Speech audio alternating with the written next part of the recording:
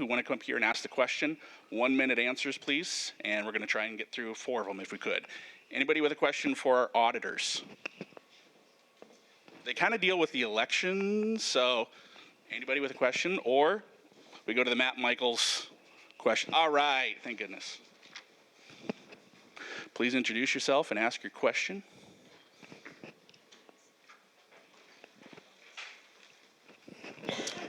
Pam Berenson. My question for you is, everybody is concerned with election integrity. I want to know, as the auditor, you professionally can't say one way or the other, but as personal, I want to know, are you for closing that open voting that's running? It started last Friday, right? Didn't? Tomorrow? Okay, whatever. Anyway, from there till June 2nd, I believe that is too big of a window. I want to know if, as an auditor, do you support closing that and having absentee? You have to have a reason for voting early. You're out of town, you are drive a truck, whatever. I just want to know how you feel about closing that open voting. Got that? All right. Start with Sarah. I will start with this one. As it is right now, to the best of my knowledge, we've never had an issue with our elections. The legislature sets very strict rules, continuously changing them, and at this point, there is none. The legislature sets when the voting can start. That is where it is set, and that is what we need to abide by. So at this point, I don't think we need to change anything. We haven't seen an issue.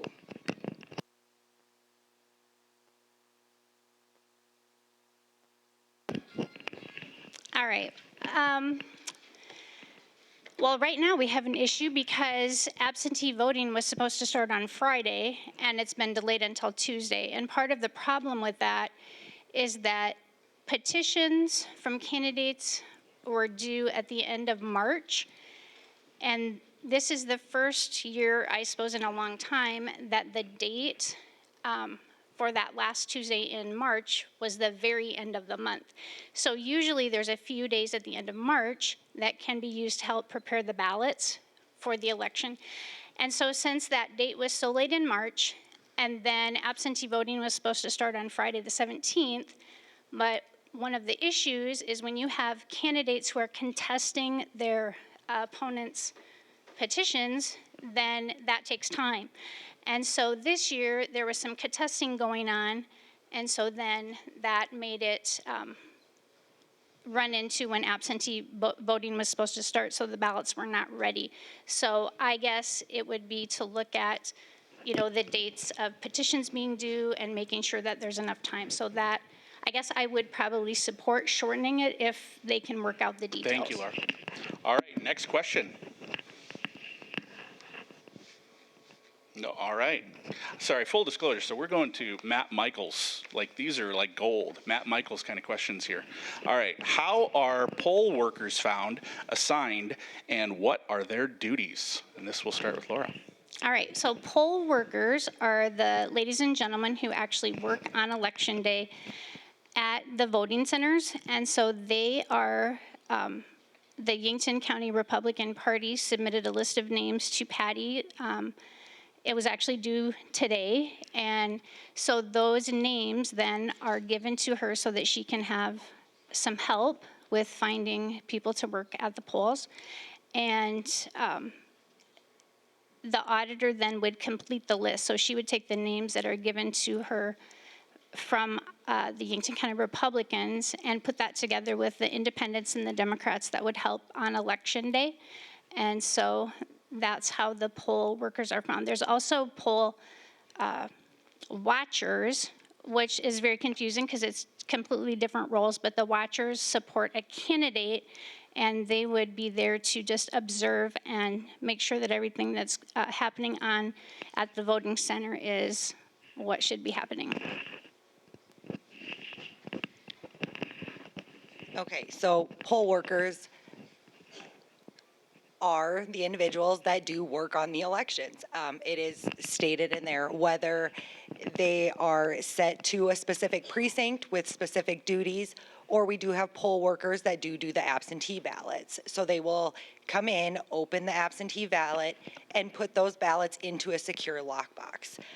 Inevitably, yes, there are lists that do go to the county auditor, but in the end, the county auditor is responsible for picking, training, and choosing and making sure that those poll workers are ready for the date of election and anything prior to that.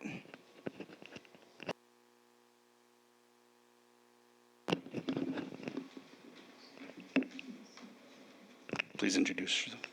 Okay. Hi, I'm Cindy Konopasek, and I just thought of this question as this previous question. I was just wanting to know if the auditor candidates could explain what is the difference between a voting center and a precinct, and how does that work in Yankton County?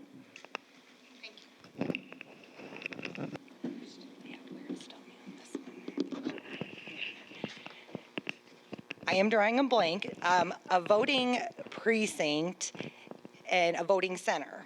So a voting precinct, don't quote me here, 'cause I'm a little off kilter, is when we have the precincts around the county where you can go to vote. We have, I believe, we have one in Utica, we have one at City Hall, but I would have to read back up on that because I am mind blank on that right now. Thank you.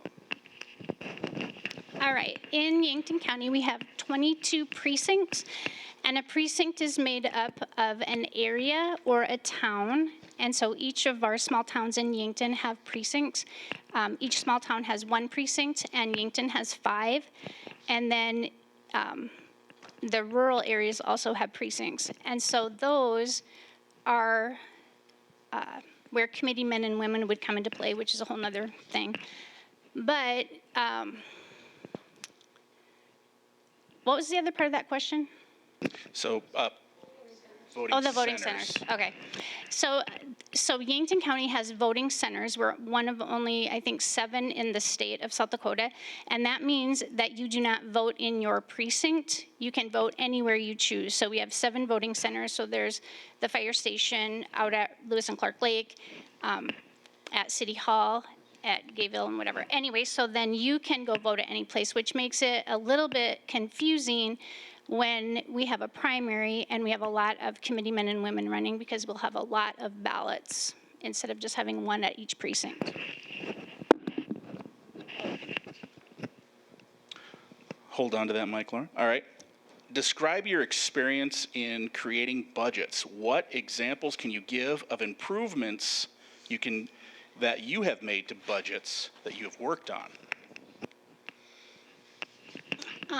All right, so as part of my role in working in ministry and running the daycare and the preschool, I would work with the staff and the different departments to create a budget. And then from year to year, you, of course, want to look at that budget and analyze what you need to change, where you need to cut things, where you can increase things, where you're going to get your funding from. And you also have to make sure to communicate well with whoever is involved in it as far as different departments, and make sure that it's being administered fairly. And so, yeah.